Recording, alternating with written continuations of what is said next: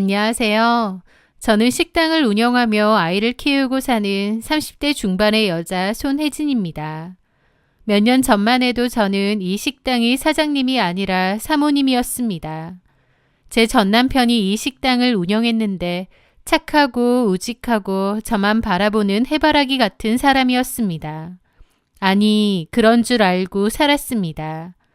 남편을 그 누구보다 잘 안다고 생각했는데 저는 남편이란 작자에 대해서 겉으로 드러나는 모습만 봤지 속내는 아무것도 몰랐더군요.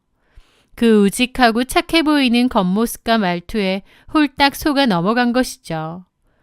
전 남편을 생각하면 지금도 이가 갈리고 피가 거꾸로 솟습니다.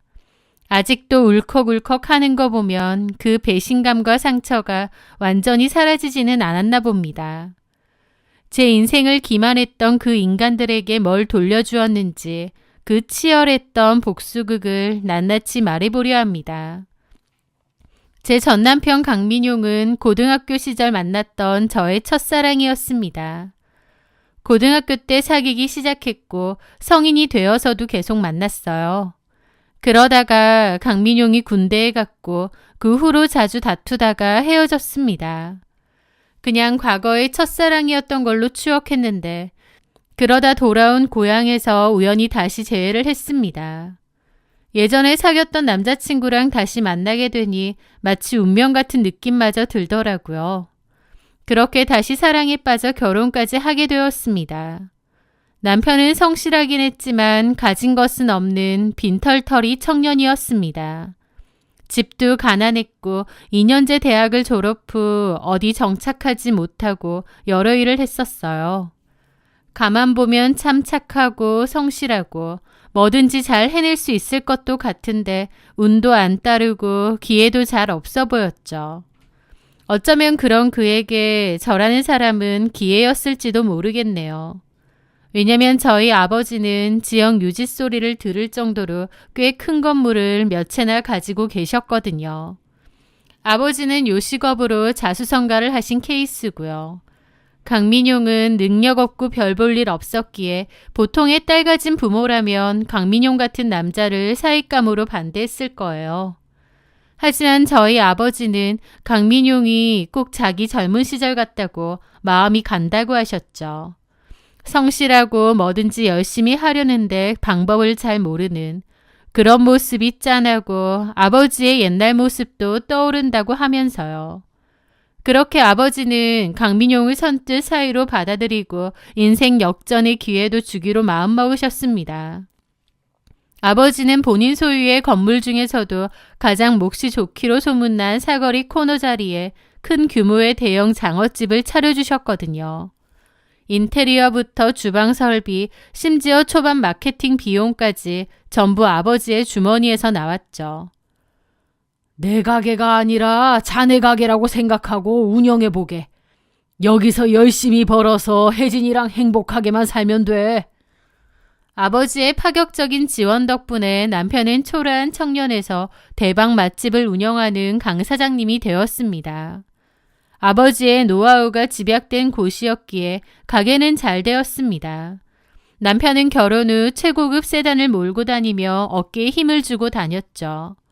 그뿐만이 아니었습니다. 남편은 효도하고 싶다며 수익의 상당 부분을 시댁으로도 보냈습니다. 그 덕에 시댁 식구들의 삶도 많이 달라졌죠. 가난하고 초라하고 늘 돈이 없다는 말을 입버릇처럼 하고 사는 그런 분들이었는데 결혼 후 시댁 형편도 핀 거였죠.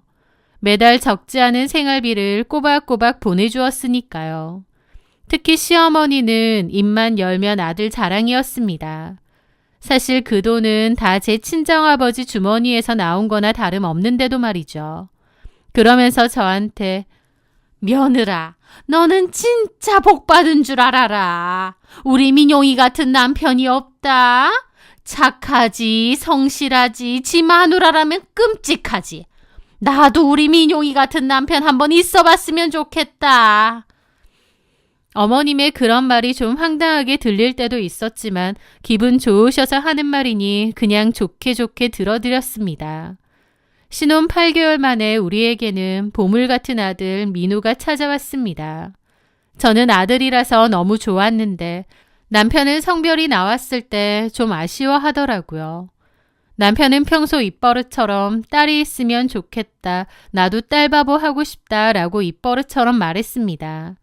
그래서 딸을 원했는데 아들이었죠. 남편은 그래도 아들이든 딸이든 중요하느냐며 몹시 기뻐하고 아들도 예뻐 죽더군요. 게다가 산후조리원에도 매일 출근 도장을 찍으며 지극정성으로 저를 보살폈습니다. 남편의 우직하고 듬직하면서도 나만 바라봐주는 그 모습이 참 좋더라고요.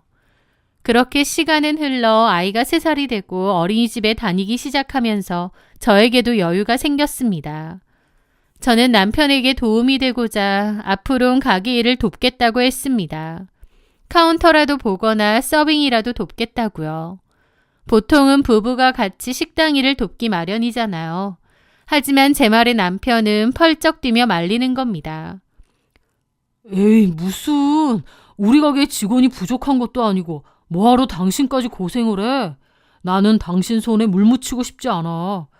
그리고 우리 가게가 겉으로는 마냥 장사 잘 되는 것 같고 다 좋아 보이지만 얼마나 험한 줄 알아? 저녁 장사까지 하다 보니 술 취한 손님들도 많고 또 주요 손님들도 아저씨들이 많잖아. 그것뿐인가? 직원들도 종거치로? 당신처럼 곱게 자란 사람이 거기서 어떻게 일을 하겠어? 그 말에 저는 웃음이 나왔습니다. 무슨 소리? 나도 그런 거 잘해. 아빠 예전에 장어집 하실 때도 내가 종종 가서 일손 거들고 했는데 방학 때도 아르바이트 삼아 일도 했고. 그거는 젊었을 때고 뭐하러 사서 고생이냐고. 내가 열심히 사는 이유가 뭔데 당신이랑 민호 여유롭고 행복하게 살게 하려는 거야. 고생은 나만 하면 돼. 당신까지 할 필요가 없어요. 당신은 그저 민우 잘 키우고 백화점 가서 예쁜 옷 사 입고 친구들 만나 브런치나 먹고 그렇게 사는 게 나 도와주는 거야. 알았지? 아, 그게 뭐야. 부부니까 같이 일해야지. 아이 참, 당신은 편안하게 취미생활 하면서 그렇게 살아. 그게 나를 도와주는 거고 나는 그게 좋아. 알았지? 그 말에 저는 알았다며 그냥 웃고 말았습니다. 제가 고생하는 게 너무 싫다고 고생은 자기만 해도 된다고 박박 우기는데 와이프인 제 입장에선 얼마나 고맙고 든든한 말인가요. 세상에 이런 남편이 어디 있냐며 감동까지 했었죠. 그리고 주변 사람들한테도 우리 남편은 내 손에 물 한 방울 안 묻히려고 가게 근처에도 못 오게 한다며 팔불출처럼 자랑까지 하고 다녔습니다. 지금 생각해보면 얼굴이 화끈거릴 정도로 부끄러운 자랑이었지만요. 나중에 알았지만 남편의 그런 행동은 결코 배려가 아니었습니다. 저를 가게에 얼씬도 하지 못하게 한 이유가 있었던 거니까요. 그렇게 시간은 흐르고 흘러 아이도 5살이 되었습니다. 그 무렵 남편은 가게 확장을 핑계로 밤낮 없이 바빴습니다. 이번에 2호점 준비하느라 정신이 없어. 거래처 미팅도 많고 직원들 교육도 새로 시켜야 해서 당분간은 집에 늦게 들어올 거야. 남편은 자정이 넘어서 들어오는 건 예사였고 새벽 시장을 간다며 아예 집에 들어오지 않고 외박하는 날도 잦았습니다. 그것뿐인가요? 집에 들어와서도 항상 피곤하다며 잠만 잤고 대화조차 나누기 힘들었습니다. 하지만 그때까지만 해도 저는 남편이 안쓰럽기만 했습니다. 처자식을 위해 그리고 장인어른의 기대에 부응하기 위해 몸이 부서져라 헌신하는 남편이 안쓰럽고 고마울 뿐이었죠. 하지만 그 모든 것은 남편 놈의 철저한 연극이었습니다. 사건의 발달은 정말 우연히 그리고 소름 끼치게 찾아왔습니다. 어느 날 민우가 그러는 거예요. 엄마, 선생님이 나랑 민지랑 엄청 닮았대. 민지? 민지는 같은 반 친구야? 응. 너랑 닮았다고? 얼굴이? 응. 그렇구나. 그때는 아들의 말을 별 생각 없이 들었습니다. 우리 아들이랑 닮은 여자아이가 있구나 그렇게 생각하고 말았어요. 그런데 유치원 공개 수업이 있어서 유치원에 갔을 때였습니다. 제 옆에 앉아있는 다른 애엄마들과 대화를 나누는데 문득 한 엄마가 그러는 거예요. 그러고 보니 민지랑 민우가 정말 많이 닮았네요. 그러게요. 누가 보면 남매인 줄 알겠어. 그러는 겁니다. 저는 그날 민지라는 애를 처음 봤는데 저도 좀 놀랐습니다. 진짜 저희 아들하고 엄청 비슷하게 생긴 거예요. 저희 아들은 저희 남편하고 붕어빵입니다. 저희 남편이 눈썹이 엄청 짙고 중간이 약간 이어져 있는 느낌이 들거든요. 그래서 저희 아들도 어린아이인데도 눈썹이 엄청 짙고 숱도 많고 약간 일자 눈썹처럼 미간에도 숱이 있어요. 그런데 그 민지라는 애도 똑같이 그런 거예요. 게다가 민우가 얼굴이 세로로 좀 짧고 입술이 둥글둥글 오리입술 같은 편인데 민지도 비슷하더라고요. 다른 엄마들 말 맞다나 모르고 보면 그냥 남매나 일란성 쌍둥이처럼 보이기도 하는 거예요. 좀 신기하기도 하고 재밌기도 하고 그래서 민지의 엄마는 어떤 사람일까 둘러봤는데 안 왔다고 하더라고요. 공개 수업에 안 오면 아이가 많이 섭섭할 텐데 라고 생각하면서도 금방 잊어버렸습니다. 그런데 문득 수업을 다 보고 집으로 가려고 차에 올라탔는데 그 대화가 번뜩 떠오르는 거예요. 과거 연애 시절 남편과의 대화가요. 저희 부부가 연애 시절 미래를 약속하며 이런저런 이야기를 할 때였습니다. 혜진아, 나중에 우리 딸 나오면 민지라고 짓자. 어때? 왜? 첫사랑 이름인가 보지? 뭔 소리야. 내 첫사랑은 너지. 치, 웃겨. 근데 왜 민지야? 나는 옛날부터 민지라는 이름이 그렇게 이쁜 거야. 민지라는 이름을 가진 여자는 다 예쁜 것 같아. 그런 게 어딨어. 하여튼 나는 그렇게 정했어. 그러니까 나중에 결혼하면 딸 낳아줘. 그게 내 맘대로 돼? 그리고 나는 아들이 좋거든? 그러면 아들 하나 딸 하나 나오면 되겠네. 누구 고생시키려고. 내가 다 키울게. 나만 줘. 아들은 민우라고 짓고 딸은 민지라고 짓자. 어때? 치, 김칫국부터 마시긴. 그러면서 둘이서 깔깔거렸는데 갑자기 그 생각이 머리에 번쩍 나는 겁니다. 이런 우연이 있을 수 있을까요? 저희 아들하고 거의 남매 마냥 닮은 여자아이. 그런데 그 여자아이의 이름이 민지라니요. 뭔가 석연치 않은 기분이 강하게 들더군요. 하지만 이내 그냥 픽 웃으며 고개를 가로저었습니다. 내가 무슨 생각을 하는 거야. 말도 안 되는 생각이지. 그렇게 저는 집으로 돌아왔는데 이상하게도 그 후로도 그 민지라는 아이의 얼굴이 머릿속에서 떠나질 않는 겁니다. 그러면서 이유를 알 수 없는 불안감은 가라앉지 않고 점점 커져만 갔죠. 그날 저녁 평소에 늦는 남편이 집에 들어왔습니다. 아주 퇴근한 거야? 아니야, 가봐야 돼. 가게 알바생 한 명이 갑자기 안 온다고 해서 내가 마감까지 있어야 돼. 근데 집엔 왜 왔어? 나 2호점 관련해서 급하게 자료 확인할 게 좀 있어서 태블릿 PC 좀 가지러 왔어. 아, 그래? 남편은 땀을 뻘뻘 흘리며 들어와서는 식탁 위에 태블릿을 올려두었습니다. 아, 땀을 너무 흘려서 냄새나는 것 같네. 나 일단 샤워 좀 하고 가야겠다. 그렇게 남편은 욕실로 향했습니다. 저는 식탁에 앉아 있었는데 아무 생각 없이 남편의 업무용 태블릿을 바라보았습니다. 참 이상하게도 평소엔 거들떠보지도 않던 물건이었지만 그날따라 저도 모르게 그걸 열어보고 싶더라고요. 저는 별 생각 없이 태블릿 전원 버튼을 눌렀습니다. 화면이 켜지고 비밀번호 입력 창이 떴죠. 내 생일? 0925. 아니더군요. 그럼 결혼기념일? 1104. 그것도 아니었습니다. 민우 생일인가? 0505. 역시 그것도 아니었습니다. 비밀번호를 도대체 뭘로 했을까 의아하더라고요. 그런데 왜인지 모르게 유치원에 붙어있던 생일 축하 안내문이 생각나는 겁니다.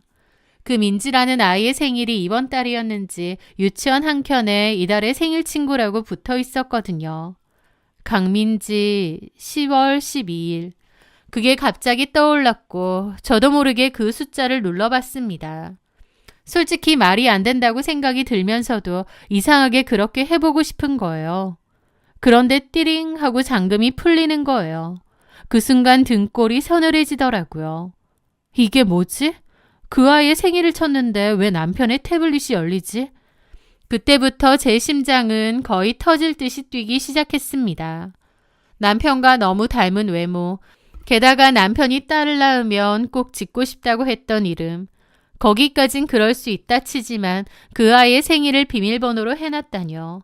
이건 분명 뭔가가 있는 거였습니다. 그때부터 저는 손이 미친 듯이 떨려오더라고요. 머릿속에는 이게 뭐지? 그 생각뿐이었죠.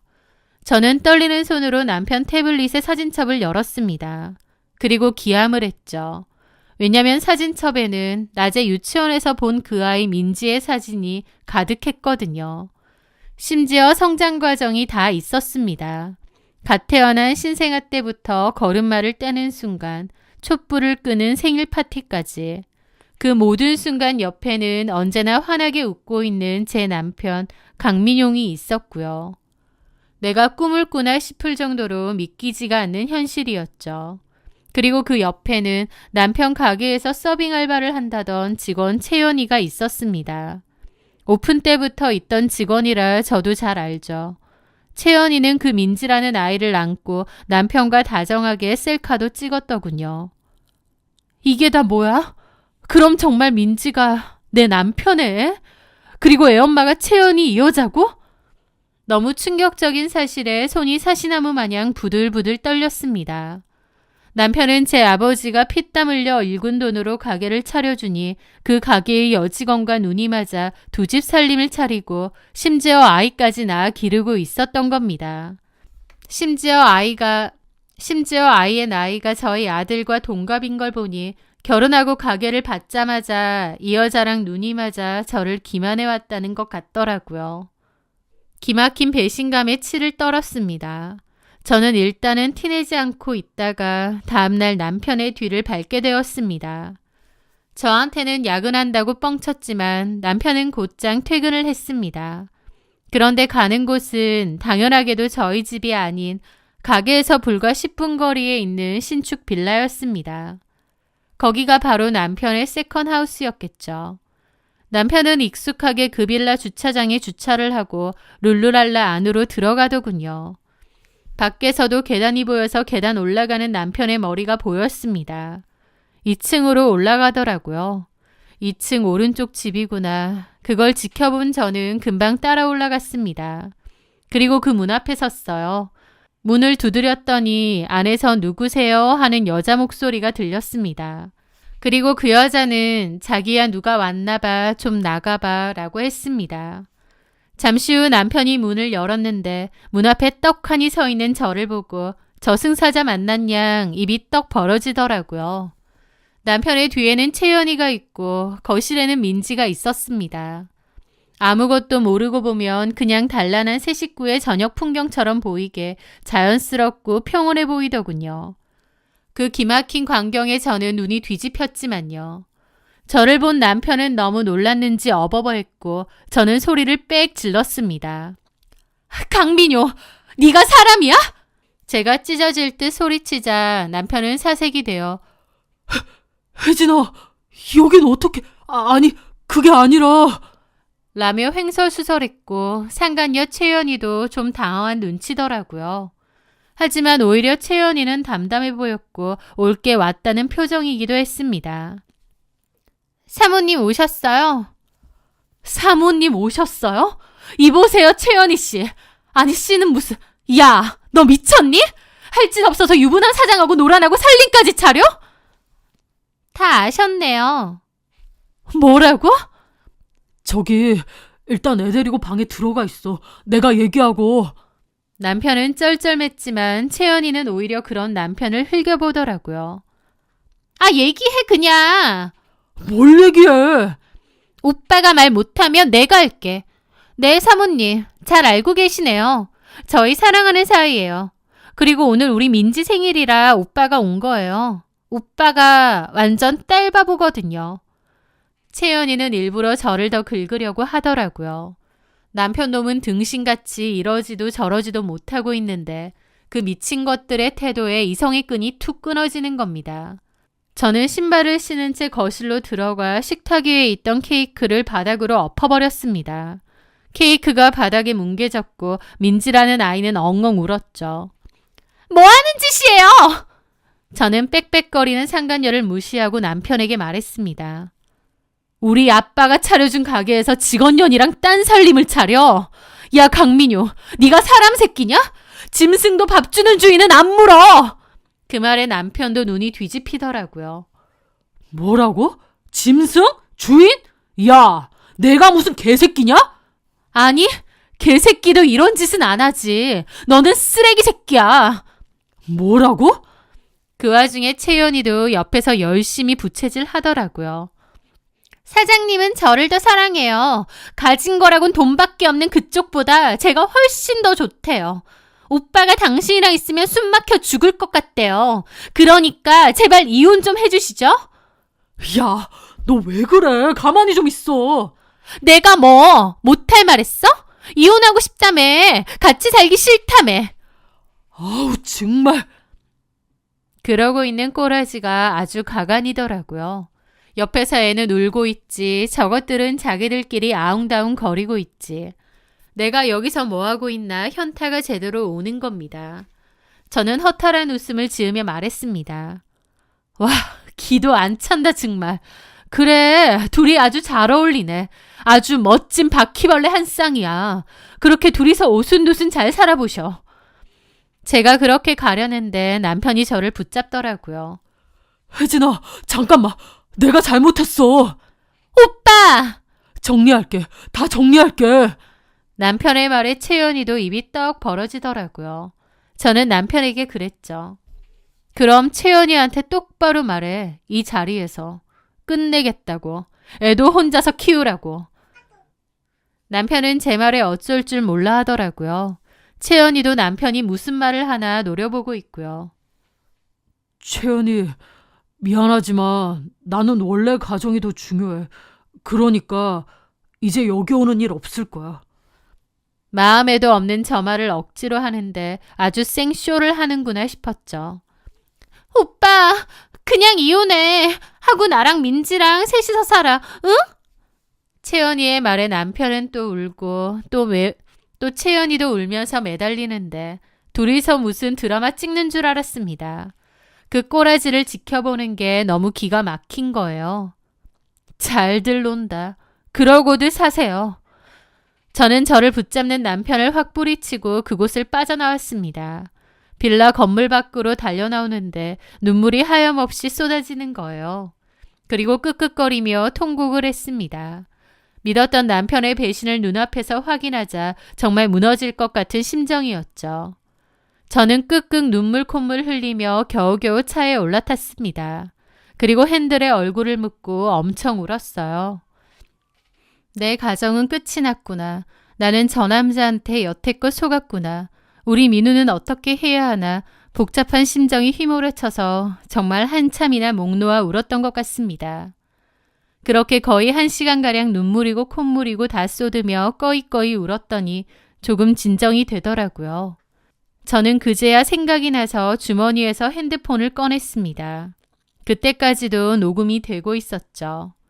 채연이 집 쳐들어가기 전에 녹음 시작 버튼 누르고 집 안으로 들어갔는데 그때까지도 계속 켜져 있었던 거예요. 저는 눈물을 닦고 녹음 파일을 다시 들어봤습니다. 제가 그 집에 쳐들어가고 채연이가 이혼해달라고 난리치는 소리가 고스란히 다 담겨 있더라고요. 그걸 듣는데 또 감정이 격해지긴 했지만 그래도 아까보단 훨씬 마음이 정리가 되었습니다. 저는 여러 번 심호흡을 하고 차를 출발시켰어요. 그리고 곧장 친정으로 갔죠. 제가 두 눈이 퉁퉁 부어 들어오니 엄마 아빠도 놀라셨습니다. 부모님을 보자 또 눈물이 터졌어요. 의연하게 말하려고 했는데 도저히 안 되겠더라고요.